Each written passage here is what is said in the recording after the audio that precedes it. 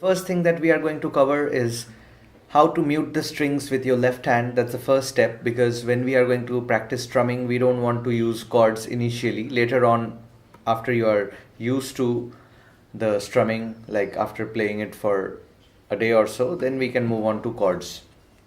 Alright, so first let's mute the strings. We mute it like this. You keep the fingers joined and just keep it parallel to the frets. Alright, just touch it lightly, don't press it. And my thumb is like this, so the guitar is in between this. Your thumb should be like this, straight. Alright, so it's like this, and you'll get a sound like this. If you press it, you'll get the sound like this. So that's something we don't want. We just want a scratch like sound. Alright, so you mute the strings like this, and now you can hold the plectrum like this. Your first finger should be curled like this, and your thumb should be placed like this. If you can see, my first finger is crossing the region for fingerprint, and you put your first finger like that, and in between you put the plectrum like this. Alright, so it's like this. There's another way of looking at it. You keep the thumb like this, thumbs up, and you put the plectrum in between. See, it's covering the region for fingerprint. And now you put your first finger, making sure that the nail of the first finger doesn't cross the plectrum. So it stays in the region and it's diagonally crossing the plectrum. So it's like this, alright? And now let's take a look at how I'm keeping the right hand. So I'm keeping the right hand like this, and it's floating, alright? So it's relaxed. So, and now gradually I'm bringing my wrist, I'm bending my wrist and bringing the fingers close to the strings. I might bring the arm a bit closer to the guitar, and I make sure that I have 4 fingers, roughly 4 fingers gap between the wrist and the guitar body, and then I am curling my wrist so that the fingers are coming like this. So the movement is like this, alright? So in a different angle, you'll see that I am moving my wrist and moving my hand as well. So strumming is a movement of 2 things, this part and this part. So if you do strumming like this by locking your wrist, that is wrong. Or if you just use your wrist without moving your arm, that is also wrong. It should be the combination of the arm movement and the wrist movement. Alright, in a slow motion, it's like this. Alright, I'm making a fist kind of a thing, but I'm keeping my fingers loose. This is for you to understand basically.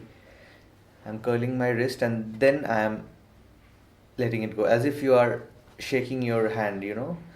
In old days where we used to have mercury thermometer, we used to shake it like this, the same movement. So you just shake the thermometer the way you strum, or the opposite. Alright, so the movement is like this. So let's just start doing a down strum. So 1, 2. If you notice, I am curling my wrist and the motion starts above the strings. 1.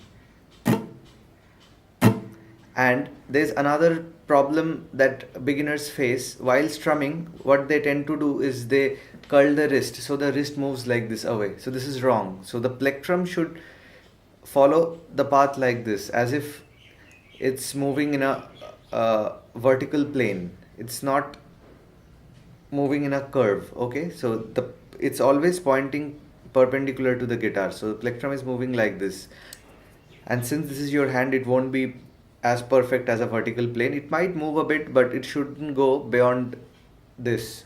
Okay, so you'll also notice that while playing, your hand also might go like this. So that is wrong.